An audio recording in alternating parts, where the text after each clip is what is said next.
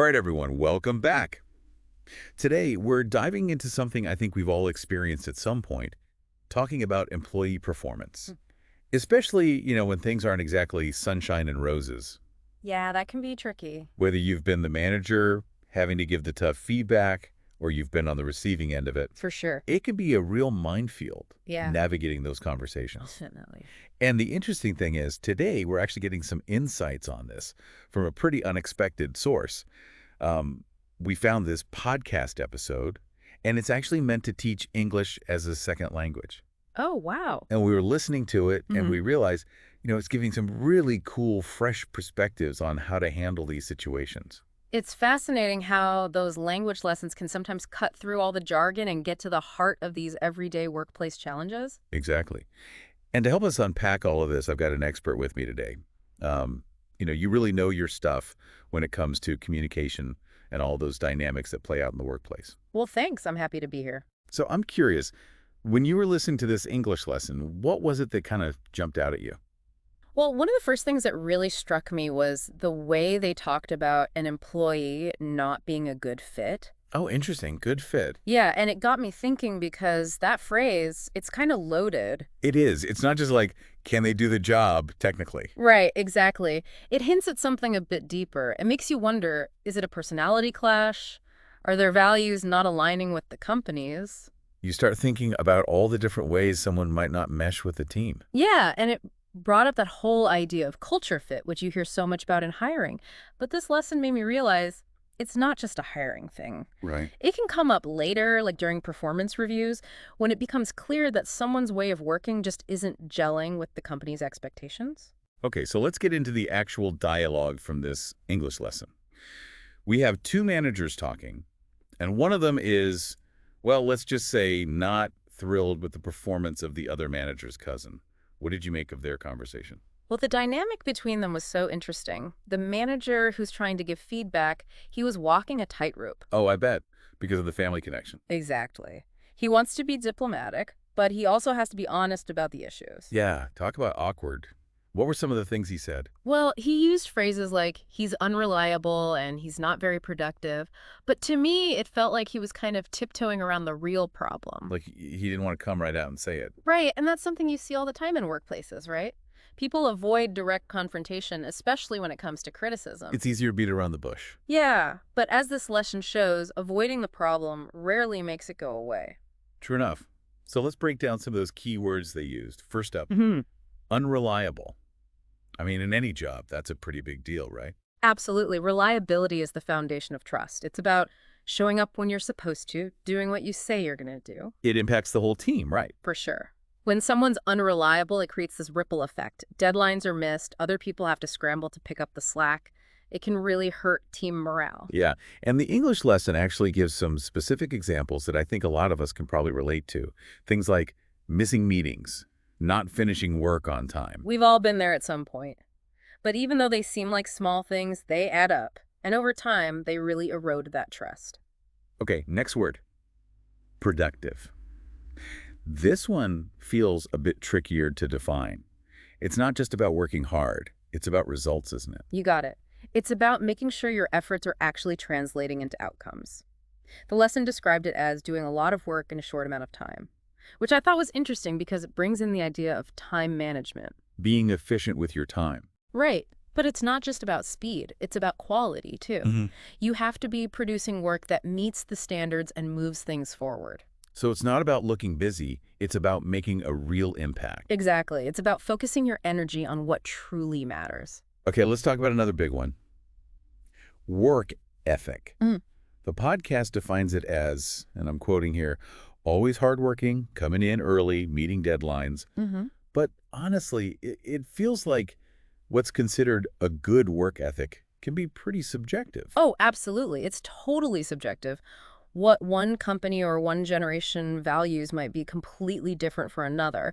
And with remote work becoming more common, it's even more complex. Yeah, because it's less about being physically present and more It's about... just delivering results no matter where or when you work. Right. So we have to rethink how we measure and evaluate performance. It's not just about hours clocked. It's about what you're actually accomplishing. Now, there was one phrase that really stuck out to me when I was listening to this. The manager who was defending her cousin said he had a perfectly good reason for being late. Oh, yeah, I remember that. It just felt like a way to deflect blame without really addressing the behavior. It totally jumped out at me, too. It's that classic communication pattern where it's easier to make excuses than to just own up to the issue. Even if we know deep down, avoiding the problem isn't going to solve anything. Exactly. And it can actually make things worse in the long run because the issues fester and then you get resentment building up. Right. So how do we break out of that pattern? How do we have those more constructive conversations, both as the person giving feedback and the one receiving it? Well, I think it starts with creating a culture where it's safe to be honest, even when it's uncomfortable. And as a manager, one thing that can help is to focus on specific behaviors and their impact.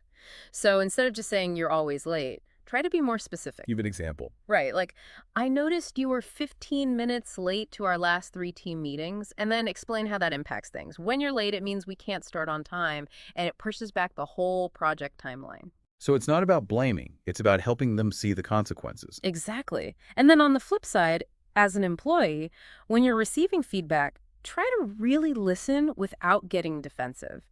Remember, feedback is an opportunity to learn and grow. It's valuable information, even when it's tough to hear. Exactly. And if something's not clear, don't be afraid to ask questions. Ask for specific examples. Ask for suggestions on how you can improve. Okay, so we've talked about how to give feedback, how to receive it. Now, this English lesson also touched on coaching as a way to help employees improve. But where do you draw the line between helpful coaching and, just enabling someone's bad behavior? That's such a good question. It's a delicate balance. Coaching is about guiding someone to reach their full potential, giving them the tools and support they need to succeed.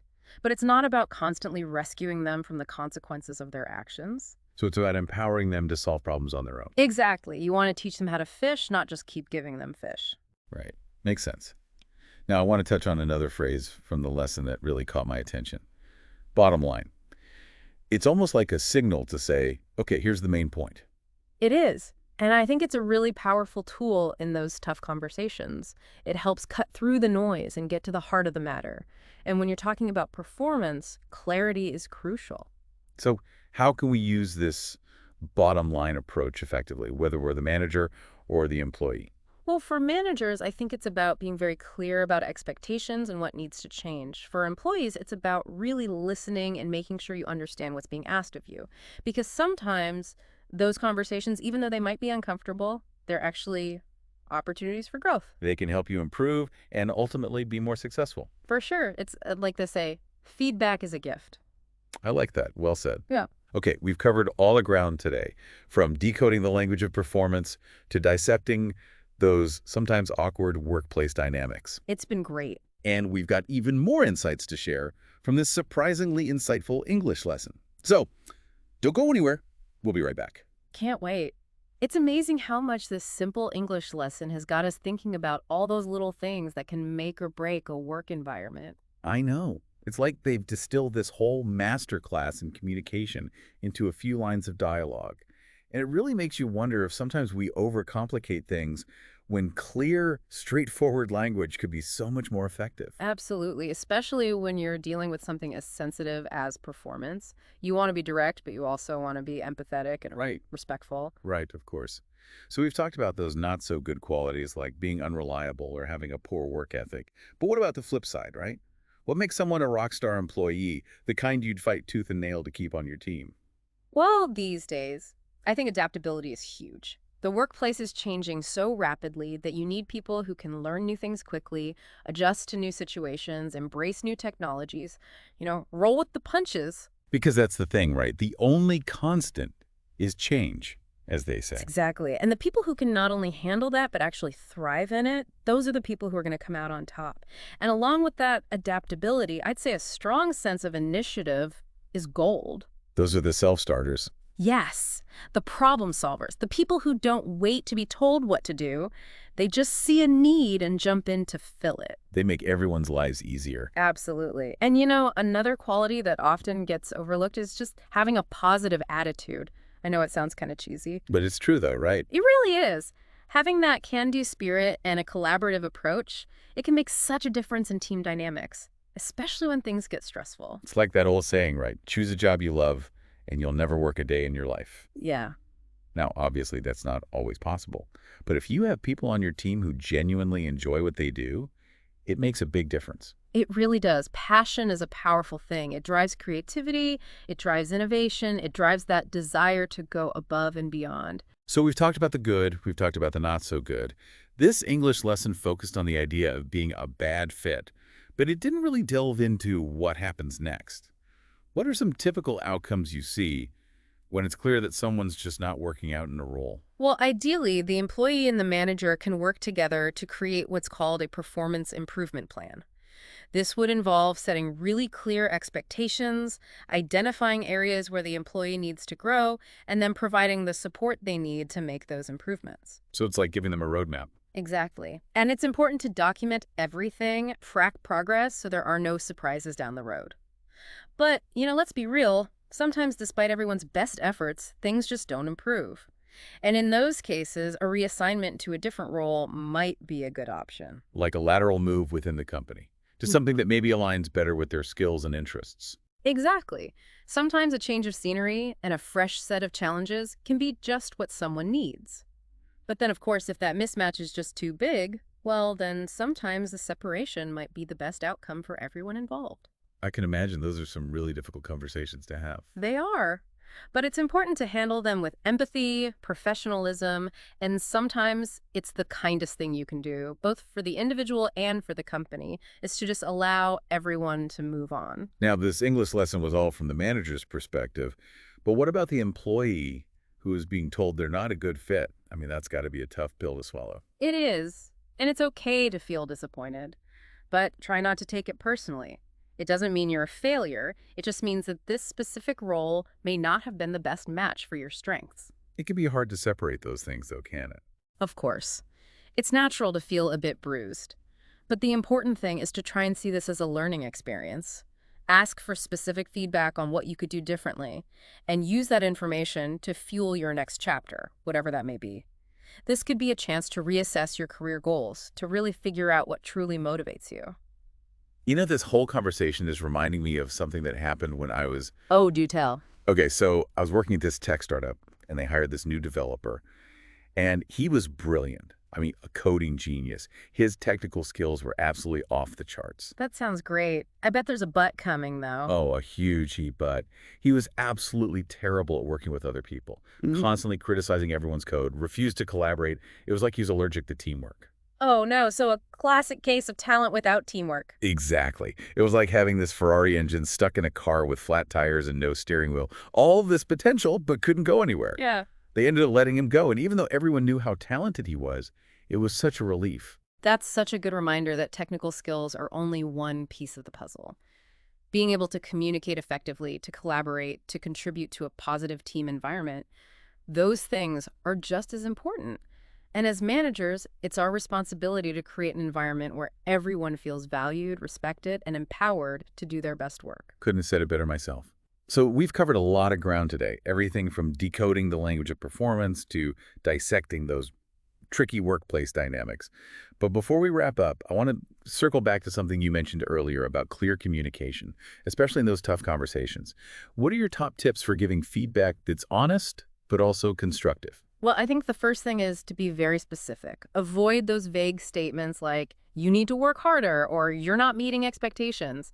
Instead, focus on concrete examples of behaviors or actions that need to change. So instead of saying you're always late, you might say something like, I noticed you were 15 minutes late to our last 3 team meetings. Exactly. And when you are giving that feedback, frame it in terms of impact. Explain how the person's actions are affecting the team or the project. For example, you could say, when you miss deadlines, it delays the entire project and puts extra pressure on your teammates. It's not just about following the rules, it's about understanding the bigger picture. Exactly. And don't forget that you're addressing the behavior, not the person. So instead of saying you're lazy, you could say, I've noticed that you haven't been completing your assignments on time. Focus on what needs to change. Right. And finally, try to be solution-oriented. Don't just point out the problems, offer suggestions for improvement. Maybe ask the person what kind of support they need to be successful. So turn those criticisms into action steps. I love that. Now, what about receiving feedback? Any advice for those of us on the other side of that conversation? Well, I think first and foremost, listen actively. Don't interrupt. Don't get defensive. Really try to understand the other person's perspective. And something's unclear, don't hesitate to ask clarifying questions. It's perfectly okay to say, "Can you give me an example?" Or "What would you suggest I do differently?" Approach it with curiosity. Yes. And remember that feedback is a gift. Even if it's not wrapped in the prettiest paper, it's a chance to learn and grow. Even if you don't agree with everything that's being said, try to find at least one nugget of wisdom that you can take away from the conversation. So true. Well, folks, we've covered a lot in this deep dive into employee performance. Remember, clear, honest, and respectful communication. Absolutely essential. Whether you're giving feedback, receiving it, or just trying to navigate those sometimes tricky workplace relationships. Well said. And on that note, we're going to wrap up this episode. Huge thanks to our expert for joining us today and sharing all these incredible insights. It was my pleasure. Thanks for having me. And to all our listeners out there, thanks for tuning in. Remember, keep diving deep and keep learning. It's funny, right? How a simple English lesson can lead to such a deep conversation about the workplace. It really is. It shows you those basic concepts. They can sometimes reveal some pretty profound truths about how we all communicate and interact. For our listeners who might be thinking, well, I'm not a manager, so this doesn't really apply to me, I'd actually argue that these insights are valuable for anyone, no matter where you are in your career. Oh, 100%. Understanding these dynamics can really help you in any professional relationship, whether you're dealing with, say, a difficult coworker, or you're advocating for yourself during a performance review, or even just interviewing for a new job. Let's go back to that phrase, good fit, for a moment. It seems like there are kind of two sides to that coin, right? On the one hand, you want to find a job that's a good fit for you, where your skills and your personality align with the company's culture. But on the other hand, companies are also trying to find people who are a good fit for them. That's such a great point. It's a two-way street. And it highlights how important self-awareness is. Before you even apply for a job, take some time to really think about your values, your work style, what kind of environment you thrive in. So do your homework, not just on the company, but on yourself too. Exactly. And then during the interview process, don't be afraid to ask questions about the company culture. Try to get a sense of the team dynamics, the leadership style, just the overall vibe of the place. It's like dating, right? Yeah. You want to make sure you're compatible before you jump in. Perfect analogy. And once you're actually in a role, if you start to realize, this isn't really a good fit for me, don't just suffer in silence. Talk to your manager, explore different opportunities within the company, maybe even start looking for something that's a better match. It's okay to move on if something's not working. Sometimes the best thing you can do for your career is recognize when it's time for a change. Absolutely. And remember, just because something's not a good fit doesn't mean you're a bad employee.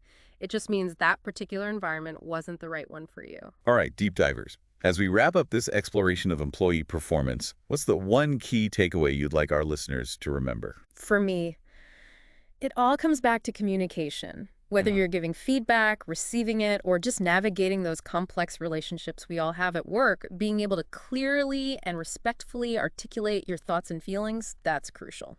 Couldn't agree more. And remember, even when it comes to those really sensitive topics like performance, honest and open communication can actually lead to better understanding, to growth, and ultimately to success for everyone involved. So thanks for joining us on this deep dive. It's been great. Until next time, keep diving deep and keep